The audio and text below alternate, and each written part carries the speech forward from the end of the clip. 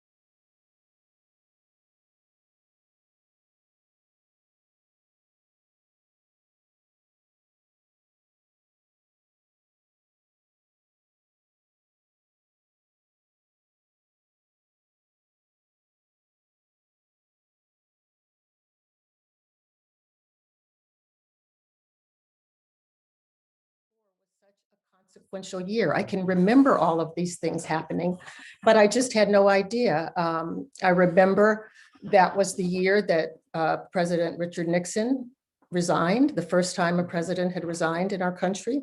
It was the year that Jerry Brown was elected governor, and he was so kind of far left that he was called Governor Moonbeam.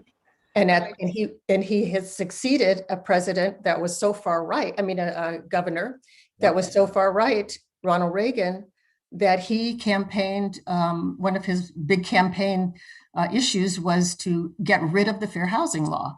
So we went from Ronald Reagan to Jerry Brown in 1974. Patty Hearst was kidnapped in 1974 by the SLA, and that led to it was the biggest firefight between police and radicals ever in the country. And then on the cultural side, we had All in the Family as the most popular television show.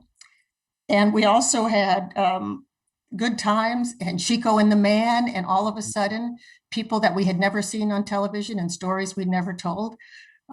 We had Carol O'Connor, Archie Bunker was the bigot that we loved to hate. And then we also had a movie that kind of pulled the covers off Los Angeles as kind of this, wonderful place with all about love, Chinatown, which almost won the Academy Award that year. And music took a huge shift from kind of the radical protest songs of the 60s. And we had a whole big wave of creative people coming to Los Angeles that transformed the music industry in ways that I think we're still coming to grips with, and we're still benefiting from. So I want to know, how did you settle on 1974? Yeah. And has this always just been percolating in your head? Yeah. Or how did you do this? Right. Well, thank you. Well, first of all, thank you for doing this as a former colleague. So, I grew up in New York, but as an adult, I've kind of spent my adult life bouncing between Washington mostly and then LA. I lived in Washington when I first got out of college, lived in LA in the late 80s and early 90s, went back to Washington and then came back here. When I lived here in the late 80s and early 90s, I wrote a book called The Power and the Glitter, which was a history of the relationship between Hollywood and politics going all the way back to the 1920s. And like anybody else who spends any time in Hollywood history, you become very quickly aware that the period of the late 60s to the mid 70s is considered the second golden age in Hollywood history, along with the period around World War II, basically from like The Wizard of Oz and Gone with the Wind till It's a Wonderful Life.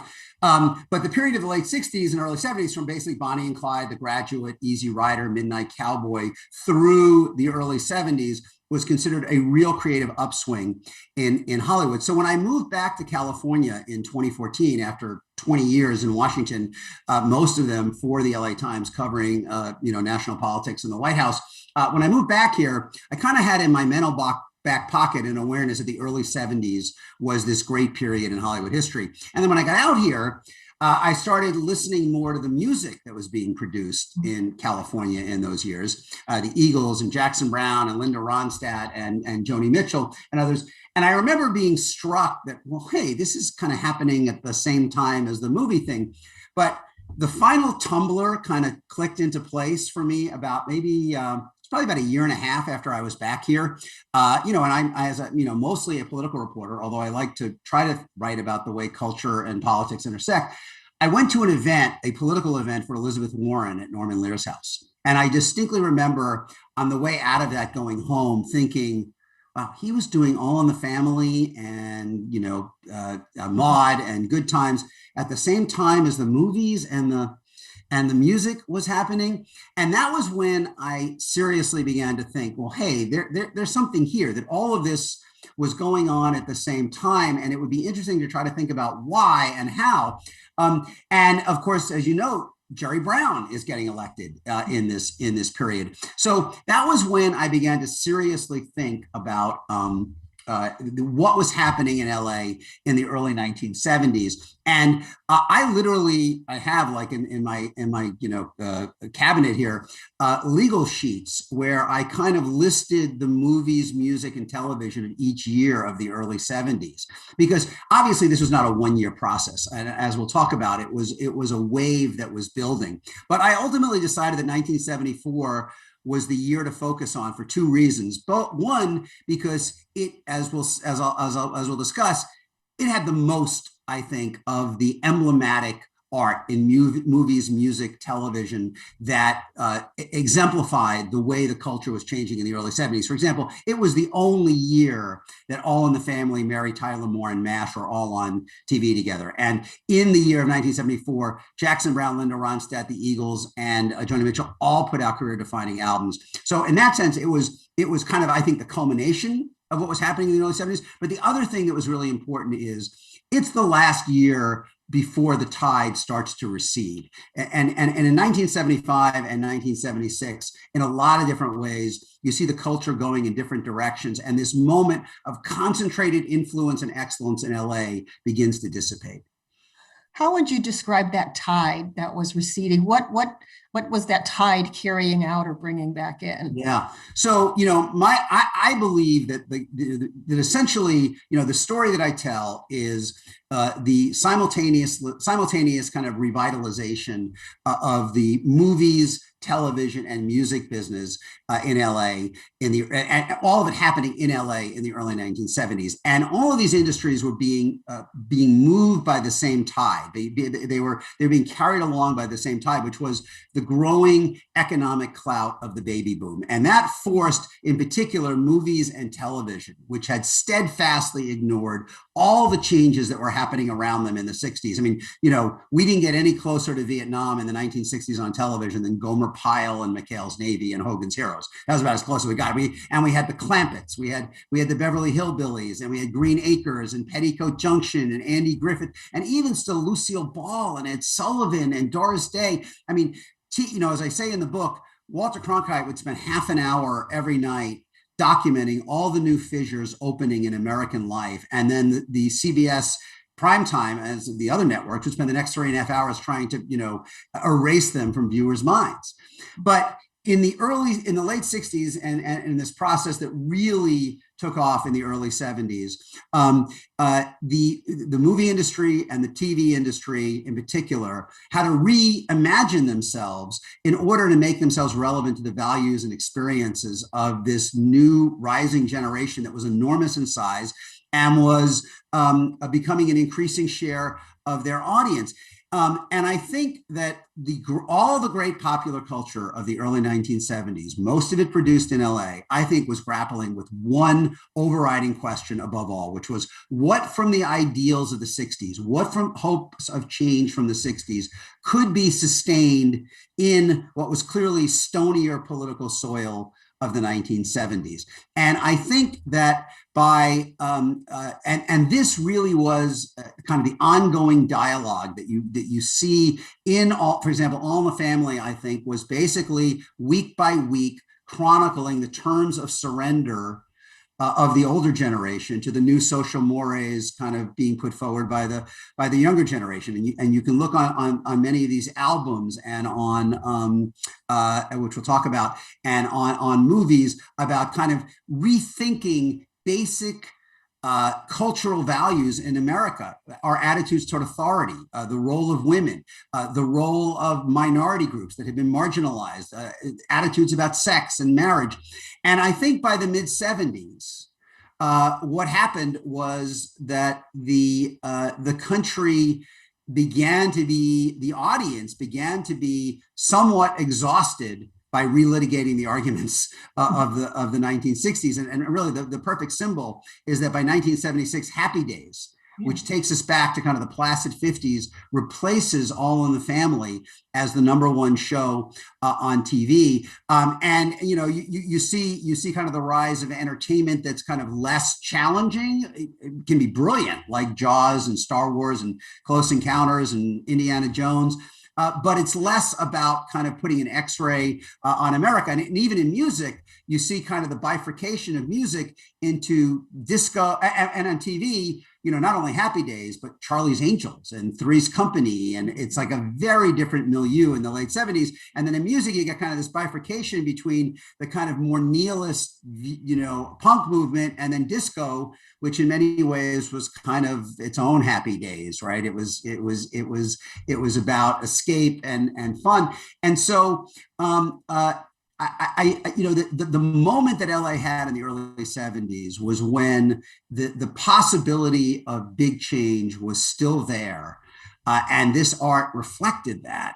And as those possibilities ebbed, I think so did LA's kind of preeminent position. But I will say that it's really critical that, even as the cultural wheel turned in the late 70s, we didn't go back to where we were before. I mean, after Mary Tyler Moore, we didn't go back to Donna Reed. I mean, it wasn't like women were going back in the kitchen and Black people were, becoming invisible as they were on TV in the 60s, or that we were all trusting government and business again. The fight shifted, but it shifted from a new baseline that was largely created by the way that these ideas migrated from the social movements of the 60s into the pop culture of the 70s. That gives rise to a question that I thought about as I read all of this. And particularly, I read about how there was a pushback to All in the Family. There was concern that Archie Bunker was making bigotry palatable, as opposed to, he was being mocked for being a bigot. Mm-hmm. And I thought about that line that politicians use a lot, that you can be a thermometer or a thermostat. Mm. And a thermometer registers the temperature and a thermostat sets the temperature.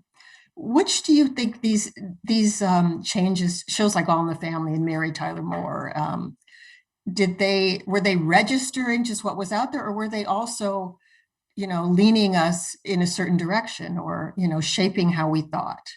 That's a great question. I think they were the bridge, as I said. I think they were not introducing ideas into the bloodstream, but they were mainstreaming ideas that had been considered insurrectionary in many ways when they were first emerging during the 1960s.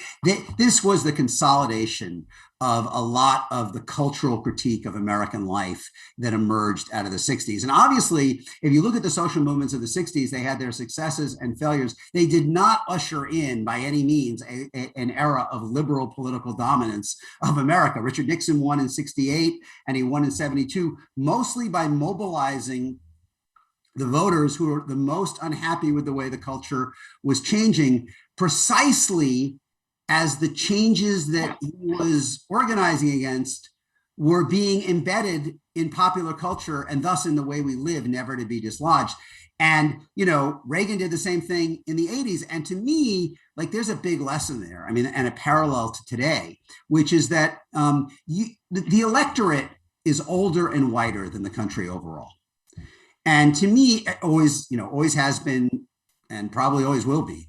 And to me, that says at any given moment in American history, you can get a lot of political bang out of telling the voters who least like change that you're going to stop the change. I mean, Trump offered himself as a human wall in many ways against the demographic change. Nixon offered the silent majority kind of the promise that he was going to make all of this cultural disruption go away.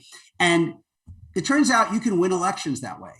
You can win elections by promising to stop the change. What you can't do is actually stop the change, right? I mean, if you think about Nixon and Reagan and their impact on America, I mean, they both won 49 states at one point. But in 1985, as I said, we did not go back to 1955 in terms of the role of Black and brown people in the country, the role of women, the way people looked at government, the way people thought about marriage and premarital sex, and all the other ways in which the country had changed culturally, changes that infused the great pop culture of the early 1970s, which is really the moment, I think, when they were cemented in kind of to the American psyche.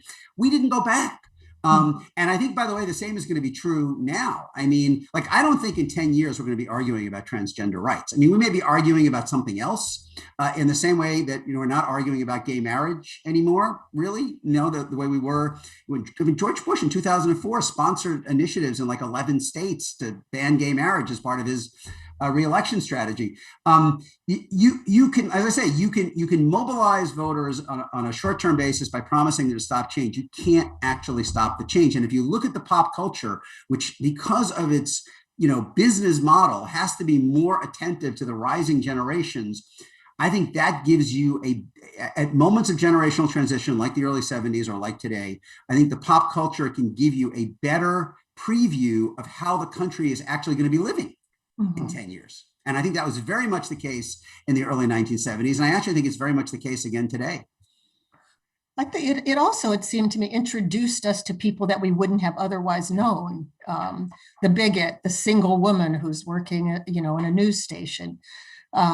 Is that still, I mean, even Modern Family, I was thinking about the parallels between then and now. And I look at Modern Family, which has gotten a lot of credit for, normalizing gay couples and, right. And, and even the highest paid actor on there is Gloria, the Colombian star. And so do you see parallels in, it seems to me we're at a change, a really tumultuous kind of convulsive social change now. Do you see parallels between that and that sort of creativity and mind broadening exposure to what we're going through now? Yes, I think absolutely. I mean, look, the early 70s was a collision between this massive younger generation that was bringing its set of new cultural and social attitudes, into the kind of society, and an older generation that by and large was really unnerved by the way that by those changes. And as I said, I mean, All in the Family condensed the generation gap into a single living room every week. And as I say in the book, the 1974 Democratic gubernatorial primary between Jerry Brown and these two older kind of Hubert Humphrey era Democrats, Joe Alioto and Robert Moretti, might have been an extended version of this of that kind of generation gap, All in the Family kind of conflict between Archie and Mike, because they had just it's not only that they disagreed with Jerry Brown, they had no idea what to make of him. Right. He was like an alien. I mean, they had no idea what he was talking about. They had no idea why he was connecting, because he was bringing into the political system, he was road testing in the political system this core question that I raised before. Like if the major issue of the central issue of pop culture in the early 1970s was what of the ideals of the 60s could be translated and sustained in an enduring way in the 70s, Brown was testing that same kind of question in a political context. Like what could I take from environmentalism, from greater inclusion, from limits, from new way, and actually win in elections. So the people running against him had kind of really no idea what he was talking about, yet through the pop culture, these ideas kind of became more, mainstream America became more expressive. So here we are now, what are we, almost 50 years later. The millennials and Gen Z are the largest generation since the baby boom. They are the most diverse generation in American history. In 2024, for the first time, they will combine people born after 1981, which are the millennials and Gen Z, will be a larger share of the eligible voters than the people born before 1964. Which are the baby boomers and the silent generation, which are 80+% white, because we had no immigration from 24 to 65. This generation is, about roughly 45% of the millennials are people of color, and with Gen Z, it's up to about 48. And the people born after 2014, whatever we call them, will be the first generation in American history that's majority non-white. Majority people of color. So, I think there's a reason why so many companies feel like they have to side with the civil rights groups against voting restrictions, or why Joe Biden comments on how many interracial couples he sees in ads. It's because, in the Wayne Gretzky phrase, they are skating to where the puck is going to be. I mean, they know that America in 10 years, no matter how much mileage Trump or Tucker Carlson gets out of telling people he's going to stop all this, they're not going to stop all this. The country is going to be more diverse.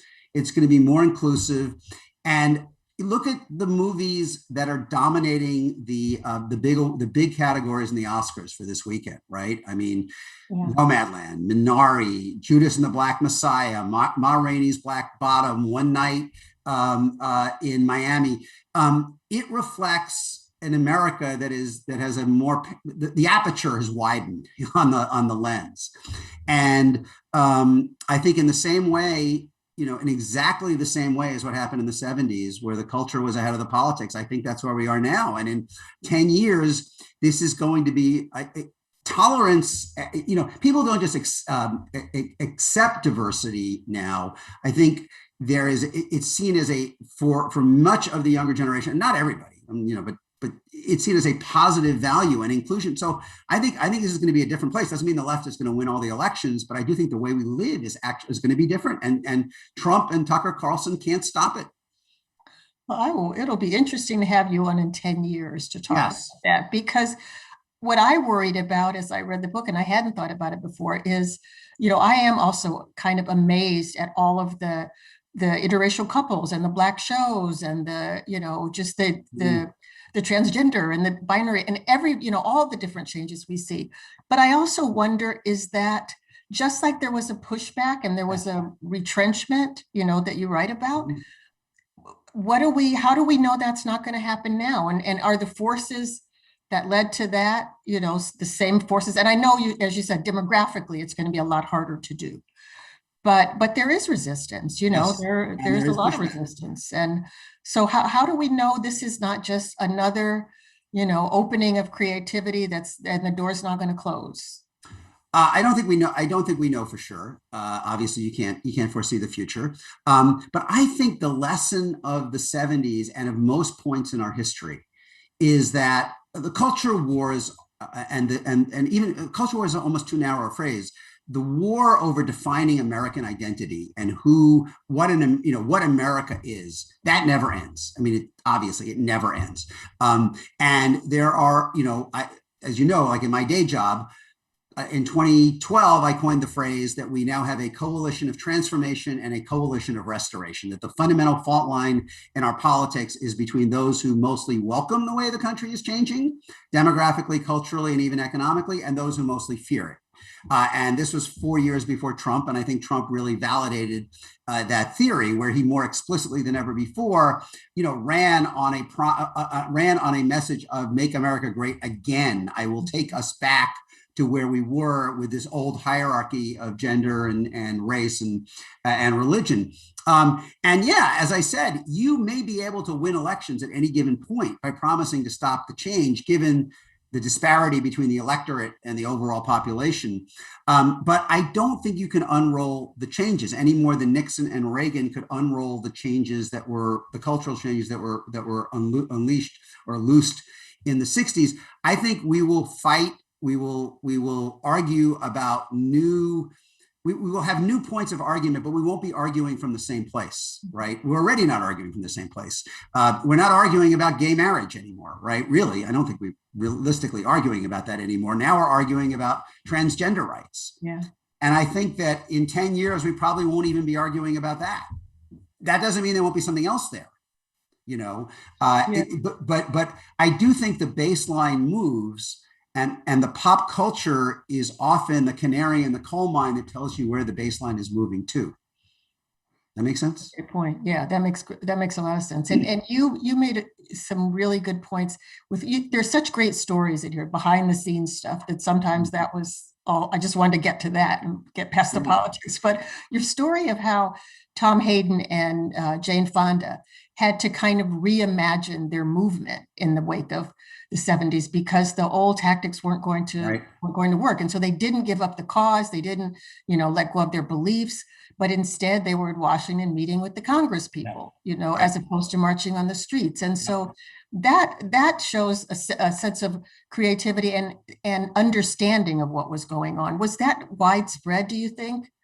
Yeah, I do. I think they were emblematic. And in many ways, that's one of my favorite chapters in the book, because I think it's a new perspective on the two of them and understanding them in a different way, much like the first chapter on Beatty and Nicholson, I think, is a way of understanding the two of them in a very different way than is commonly understood. But with Hayden and Fonda, they faced in their political and activist life exactly the same question that Jackson Browne and All in the Family and all of this other culture was grappling with, which was, what from the 60s could be preserved in the 70s? How do we take the ideals of the 60s and make them relevant in what is clearly a very different social and political moment? And, in different ways, each of them spent the late 60s and early 70s kind of spiraling out into greater alienation and kind of being further out on the ledge. And the story I tell is that 1974 really is the year they come in from the cold, and they come in from the ledge. And, it's not that they abandon their ideals.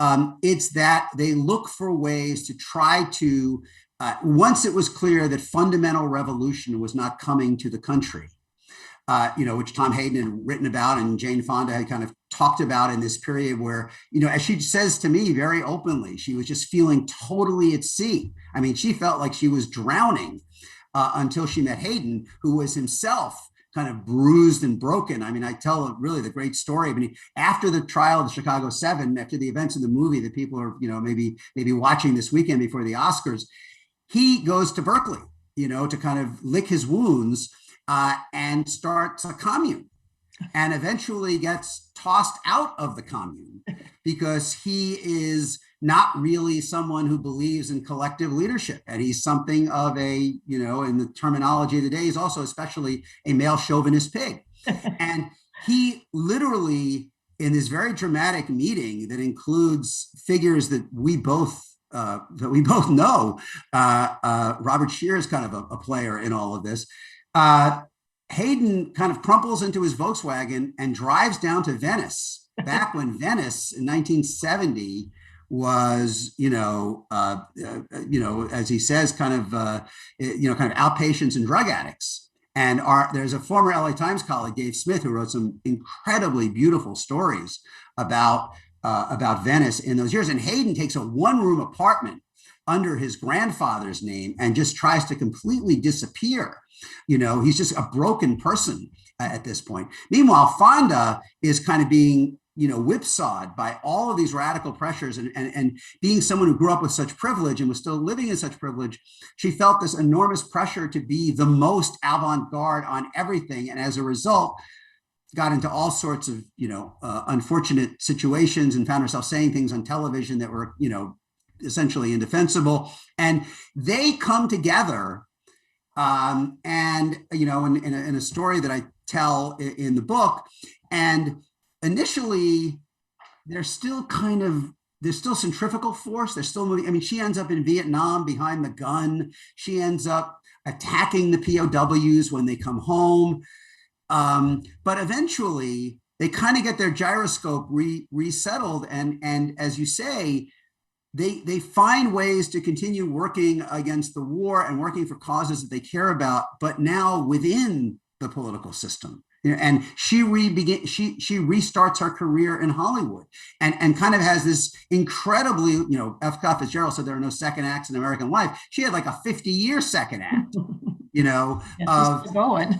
movies, yeah. Right. Movie star, fitness entrepreneur and activist. And I think that was emblematic. I think people who were part of the social movements of the 60s, even after the possibility of kind of fundamental reconstruction of society, it was clear that was not going to happen. They found ways to express their ideals in their lives, in their communities, in their families, in their jobs.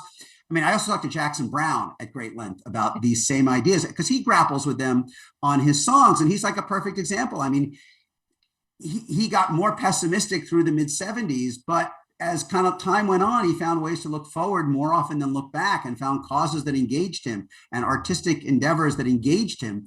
And I think that was the generational story by and large. Sorry for going on.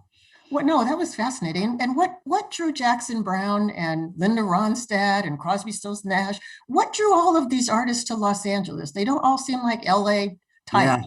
Yeah, no, it's a really good question. So I asked a lot of people that, like, why LA? Why did all of this happen? And to think about it, like, the word they gave the most was open. Like, people, like 2 or 3 different people talked to me about Mary Kay Place, the actress and writer, Irving Azoff, the agent, a couple other people, all had various versions of the same story, that when they were ready to really begin their career, they were somewhere in the middle of the country and they were debating whether to turn their car left and go to New York or right and go to LA. Like, those were like the 2 choices. And people would use various, or Danny Kortchmar, who was a great guitarist and producer later. They all said some version of the same thing. New York seemed closed and kind of stodgy and hierarchical, and LA was open and creative, and there was like a kind of a cross fertilization going on. And I think, especially as this went on, there was a sense that this was where new ideas were coalescing. I was thinking after a lot of the literature about LA in the late 60s, and the classic example is Joan Didion's Slouching Toward Bethlehem, which is taken from a poem, the center cannot hold, right? I mean, and that was the image that a lot of writers had of LA in the late 60s, that it was unraveling. Like, Manson was the only possible endpoint for the way people were, Helter Skelter was the only possible endpoint for the way people were writing about LA in the late 60s, that it was kind of this, it was kind of this chaotic, it was energetic but anarchic, and there was all of this dark energy. It was kind of like a giant Doors concert or something. But the period that I'm writing about in the early 70s, people felt like they were part of a wave that was gathering. Like, in fact, the woman who wrote Nashville, Joan Tewksbury, sent me an email after the book came out, and she said, I captured the sense that we were all part of something that was gathering momentum. Right. And that, each, like in the music industry, Jackson Browne let Linda Ronstadt record Rock Me on the Water before he did. And he gave Take It Easy to the Eagles. I mean, that's a pretty, Yeah, that's a huge. that's a big gift. Yeah. And Graham Nash talked to me about you would go to people's houses with your guitar, right? And James L. Brooks talked to me about how they drew inspiration from All in the Family. And there was a sense that there was not a kind of inferiority complex about New York. New York was sliding into bankruptcy. You know, it was the era of Ford to New York, drop dead. There was a sense that something new was being created here, and a sense of momentum and a sense of a wave building, as opposed to the kind of unraveling that so many people were writing about in the 60s, which may have been exaggerated even then. And I think that was what happened. I mean, there was an openness, there was a cross-fertilization, and there was a sense that new voices could be heard. Now, there were limits on that. Not a lot of Black people, not a lot of brown people, you know, got their voice heard. Not a lot of women got their voice heard, at least at the level of controlling things. But there was an openness compared to, I think, other periods, and especially compared to New York in that period. It sounds like they were more about community and collaboration than competition or business, like the creative side of music, where you want to be around people that are like you and not so monetary or mercenary. Maybe you should look at the liner notes on Linda Rondstadt. You know, Linda Rondstadt, her breakthrough album is Heart Like a Wheel in 1974. And she had a really rough time. I don't think you get a full feeling for this in the otherwise excellent documentary about her. They kind of present her life as kind of like a steady ascent, but she had really like 5 really rough years where she was largely spinning her wheels. And people were kind of wondering why someone who was so talented, so beautiful, so everything was not making it. And it was partly because she had this vision or sound in her head of what she was trying to do to kind of rethink, you know, kind of create a new blend of country and rock and folk. And the only people who could say yes were white men. And there was a lot of kind of patting her on the head, you know, don't you worry your pretty little head about it. And so it really wasn't until 1974 when she connects with a guy named Peter Asher, who was the producer for James Taylor earlier, and of course becomes her great producer and manager, and is still heard on the Beatles channel doing his show because he was the head of Apple Records and his sister dated Paul McCartney. But if you look at that album and you look at the list of people who are on it, it's like everybody. It's like the entire community. Right. So there was this sense of like it took a village. Right. I should have said it that way in the book. I mean, almost like it took a village to create the album that allowed her to finally fulfill her potential. And I did say that it was a triumph not only for her, but for the entire generation of musicians who were here, who were all put, you know, Glenn Frey played on it and Don Henley played on it. And, I think Bonnie Raitt and Maria Muldaur and just this J.D. Souther, just this kind of all-star team, Andrew Gold, because there was this sense that someone else making it didn't make it less likely that you were going to make it, you know. Mm-hmm.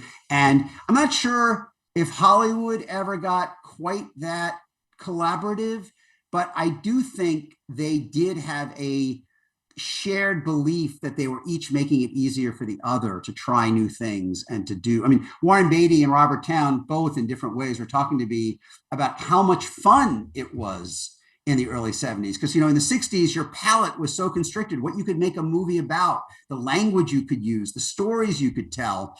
And then in the 70s, that early 70s, especially, that radically expanded. Now, to repeat myself, the great blind spot in all of this was exclusion. I mean, the people who got to control even if we were telling more stories of the experience of women or people of color, it was still mostly white men who were controlling the telling of those stories. But the kind of the panorama of the stories we told did widen somewhat, and it really is kind of the first crack in the door that, you know, the fights that continue 50 years later. Yeah, and yeah, that's still going on, to who gets to tell it and whose perspective is it. Right. I was fascinated by, this seems so incongruous. I think it was a producer, Schneider, who was very close to Huey Newton. Yes. And actually helped him to escape the country. Yes. how does that happen? And how does that not translate to, okay, we're going to have some black shows? Right, How right. did So that Bert happen? Schneider, Bert Schneider is a figure who's almost completely forgotten today, but he was a comet in the late 60s and early 70s. Him and Bob Rafelson were two guys. Bob Rafelson was a director. Bert Schneider was basically a money guy. His father was the head of Columbia Pictures. And they created the Monkees, which were kind of the I love synthesized the monkeys. synthesized Beatles. And they created the Monkees. And then they wrote a movie called Head with this buddy of theirs who was an actor who had spent so many years knocking around on B movies without success that he was about ready to hang it up and become a screenwriter. And he was a guy named Jack Nicholson. Oh, wow. The movie Head, which is this horrible, weird deconstruction of the Monkees, but it crosses them into the bridge into movies. And in 1969, they make a movie called Easy Rider, which you may have heard of. Remember that? And there is the view that they put Nicholson in the movie to keep an eye on Dennis Hopper, who was the director. And, you know, because Nicholson was part of their inner circle. So Bert Schneider, and we'll come back to Nicholson maybe in a minute, but Bert Schneider started off as this kind of money guy, you know, who was a brilliant battler. He created BBS. They made The Last Picture Show. They made Five Easy Pieces. They made Easy Rider. In 1974, they made Hearts and Minds, really the first, maybe the only great documentary on Vietnam that Hollywood ever produced, which won best documentary in 1975. But Schneider was kind of the Icarus of LA. I mean, he took everything in this era to the extreme. You know, when he came out here, he had this beautiful wife, beautiful family. You know, he would have Friday night, you know, gin rummy, you know, games, but he became a sexual adventurer, a drug adventurer, a radical politics adventurer. You know, you know, as you say, became very close to Huey Newton. Actually, in this kind of cockamamie story that I tell in 1974, which would be amusing if it did not involve murder, kind of spirited Huey Newton out of the country and ultimately to Cuba in a series of misadventures. But you know, the drugs kind of took over, and he became more paranoid and more isolated until really Nicholson was the only one who could deal with him in the story that I tell. But even Bert Schneider, who was, you know, funded. It was critical to the 1973 Bobby Seale mayoral race in Oakland. He never considered working. It just never came up working with a Black filmmaker. I talked to Tom Pollock, who recently passed away, who was later in the 80s, the head of Universal Pictures, but in the 70s, he was the lawyer for most of kind of the movie brat generation. George Lucas was his most famous client, all the great young talent emerging from USC. And he was saying how it like never even occurred to him that he didn't have any, you know, people of color as clients. Like it just was. And the exclusion was so complete that it wasn't even remarked upon. And even when you did have two things were happening. One, you started to get more Black characters on TV. That did happen. The EEOC did a study. They went from, I think, you got to about 1 in 8 characters on 1 in 8 shows had a Black character in 1974, I think, which was double what it was in 1965. And you did get Good Times. You did get the Jeffersons. You had even Shaft for a season as a show. But again, you know, there was endemic conflict, particularly on Good Times, because Norman Lear kept the control of those shows and kind of older white guys. And there was a lot of frustration. The big exception was this strange interlude of the Blaxploitation movies in the early 70s. I remember. And Superfly and all the Pam Grier. There were 200 of them made.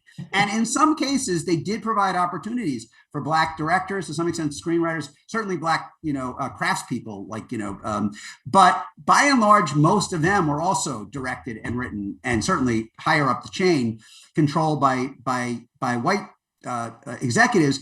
And these movies were and as you may recall, enormously controversial in the Black community. Yeah. Some people thought they were empowering, and a Yeah. lot of people thought they were demeaning, and they would literally be picketed by civil rights groups at times. But didn't it matter most whether they got people in the theaters? Yes. That's probably, yeah. And they did. And I think what killed them was the recognition by the studios that in the new era of blockbusters, of Jaws and Star Wars and Close Encounters, Black people were just as likely as white people to go to those movies. So they didn't need this kind of separate channel. Yeah, that was interesting. I can remember that. I can remember feeling happy, proud to see people on the screen, but then when I'd see the movies, I would cringe, Yes. because they just, it wasn't a world that I recognized, that many Black people recognized. I remember, like, I have this line in the book. I mean, the Pam Grier movies are really interesting because, like Coffee, because she, as a Black woman, gets to take revenge on white people in a way that is virtually unprecedented in cinema at that point. But she also spends half the movie with her top off. Yeah, it was like softcore porn, really. Right. It's like, which one is it? Yeah. I mean, it's a breakthrough in one way, but it's the worst kind of, reversion and stereotype in the other. Yeah. And that's why I think people were so ambivalent about it. Well, I'm going to go to some questions now because some people are kind of touching on what you're raising. One question we have is, does provocative cultural expression always inevitably get watered down and defanged? And is there an international equivalent to LA in the early 70s? That was the same person asking both of those questions. So I do think, I mean, look, some people may go, I don't think it's unreasonable to compare the level of talent that was assembled in LA in the early 1970s across all of these industries with what we saw in the modern art and theater world in New York in the early 1950s, or what we saw in the literary world in Paris in the 1920s. I think that it is a comparable moment of just a constellation of talent coming together. The answer to the second question is yes, because that's ultimately what it takes to reach the mass audience, right? So, like, there are people who thought that Norman Lear, for example, in All in the Family, took the edge off as you were saying before, the real conflicts. And certainly Mary Tyler Moore was criticized by feminists for being too deferential still, even though Mary Richards, her character, was vastly more independent and assertive than Laura Petrie had been. Oh, yes. But to some extent, the price of reaching the mass audience, I suppose, is an inevitable dilution. But as I was saying before, like, it's still, the baseline moved of American cultural attitudes on all of these questions that we're talking about. And I believe a big reason why it moved, not the only, but a central reason why it moved, is because they were embedded in pop culture that reached the big audience. Linda Bloodworth-Thomason, who went on to create Designing Women in the 80s, was a young writer in those years, one of the few women who were breaking into sitcom writing. And she told me of a conversation she had with Larry Gelbart, who was the genius who with Gene Reynolds kind of shepherded MASH, and he wrote A Funny Thing Happened on the Way to the Forum in the 50s, and he was a prodigy. He was writing for Bob Hope when he was still in high school, which is hard to imagine in the 1940s. But Larry Gelbart, Linda Bloodworth-Thomason, kind of wanted to be a kind of art house, I think, movie director and Linda, a writer, and Larry Gelbart said to her, if you want to change America, if you want to change society, you got to get in the box, meaning the TV. And I suppose in answer to the question, you could take in the box in two ways. Yes, you have to operate within the context of the box, right? You can't be as out there. But once you're in the box, you can reach a lot of people and change attitudes. And now so much is in the box because of cable. And it made me think, I thought about, you had a story in the book about Linda Blair. She was in The Exorcist.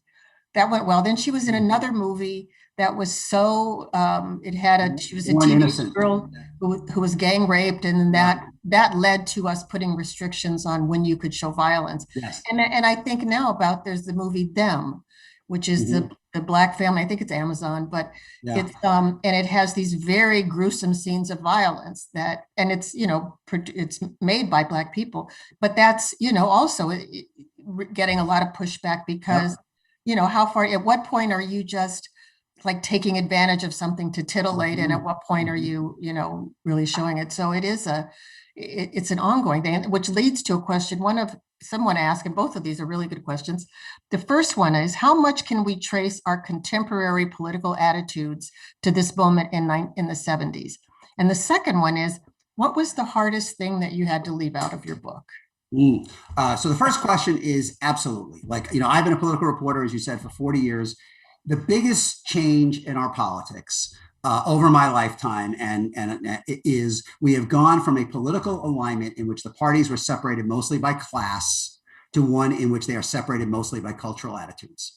And, you know, if you look at the decades around World War II, both before and after, you could draw a line somewhere in the income ladder. Most people above it reliably voted Republican. Most people below it reliably voted Democratic. That's no longer true.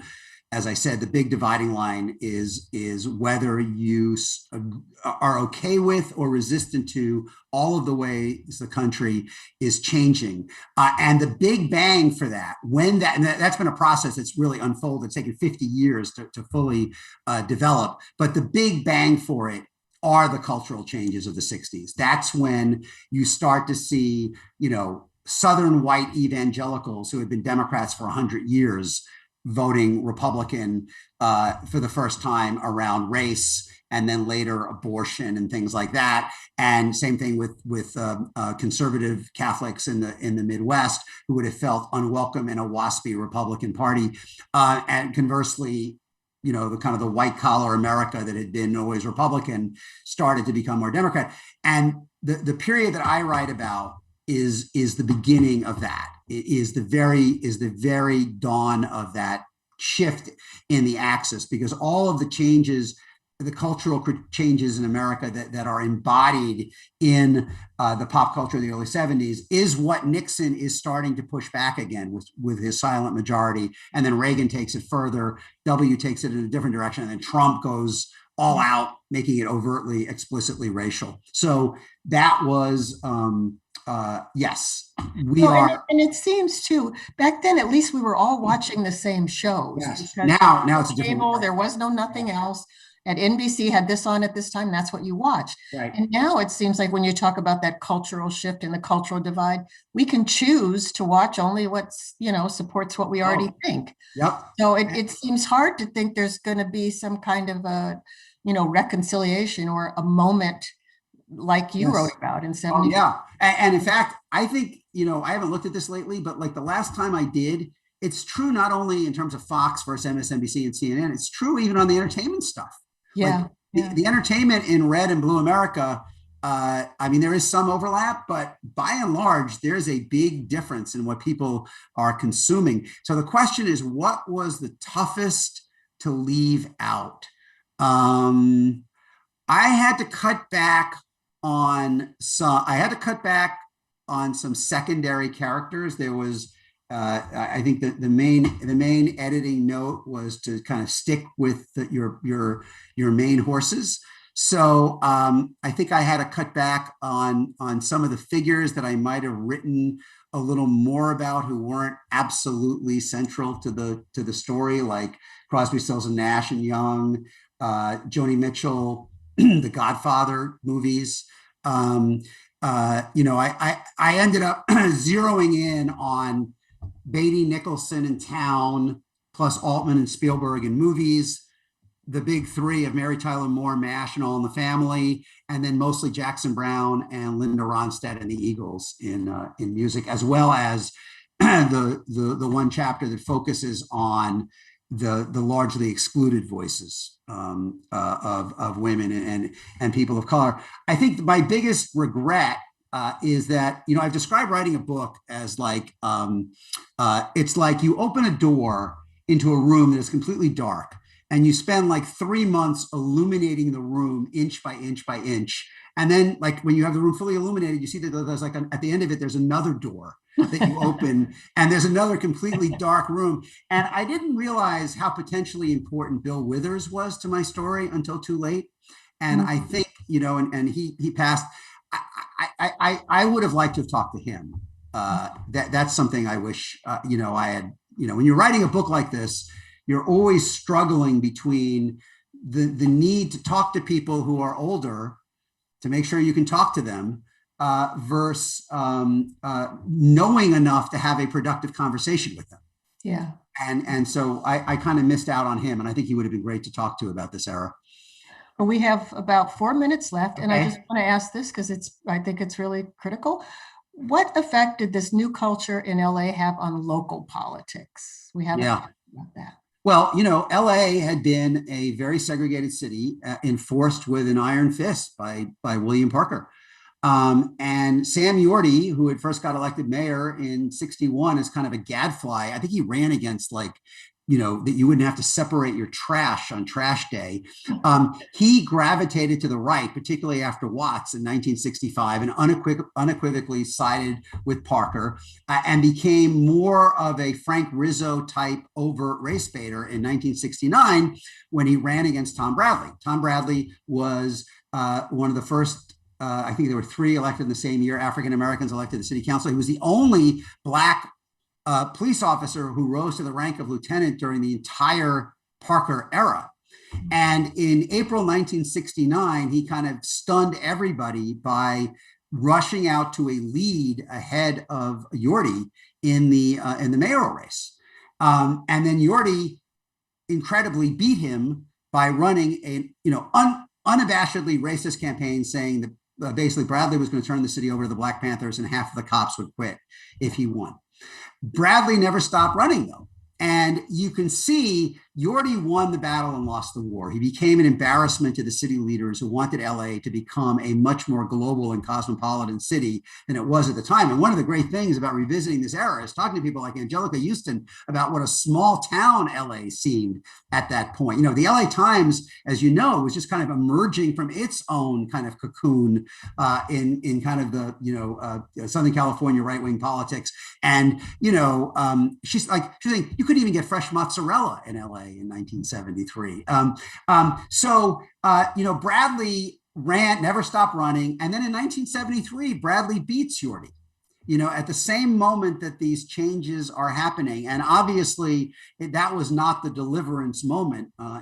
He's still battling with Daryl Gates later for years and years. And it was always, as upright a figure as he was, may have been considered too cautious on confronting the police department, but LA itself was beginning to change. And, there was a sense of coming out of this past and emerging as kind of a global city that had to be more cosmopolitan, that had to be more inclusive. Again, it wasn't like turning a switch. I mean, this is a fight that certainly no one would argue is over today. But it is the beginning. It is a turning point. It is a turning point in culture. It's a turning point in local politics, and it is with the election of Jerry Brown. Jerry Brown is really the first figure who gets elected to something big, bringing some of these ideas into the political system, which also happens in 1974. So I think all of these things, kind of coalesce to create what truly was kind of a magic hour year for LA, and one that I'm just, whatever happens with the book, I'm glad that I have given it. I feel like I have given it its due. People have written verticals on this story, but the full breadth of what LA was accomplishing in those years and all of the creativity that was flowing back and forth, I was just really proud to be able to try to put it down. Well, and I hope you will do something similar about 2020 or 2021, because there's a lot to say there too. Thank you so much for being with us. We have to go now. But this was a great conversation, and I want to thank Zócalo Public Square for sponsoring it. And thank you all for the excellent questions. I'm sorry we couldn't get to all of them. And I hope Ron's going to be doing some more events. You can visit Zócalo's website tomorrow to see a summary of the conversation, or you can also find this and all our other discussions on our website, on Zócalo's website, and podcast and any other major podcast platform. So thank you for joining us today. And I look forward to all of you reading the book and learning a lot. And now I can tell you, I don't think about music, TV, movies, politics as separate things anymore. Now it's all kind of ideas are in my head. So thank you for that. Thank you, And Sandy. good night to all of you.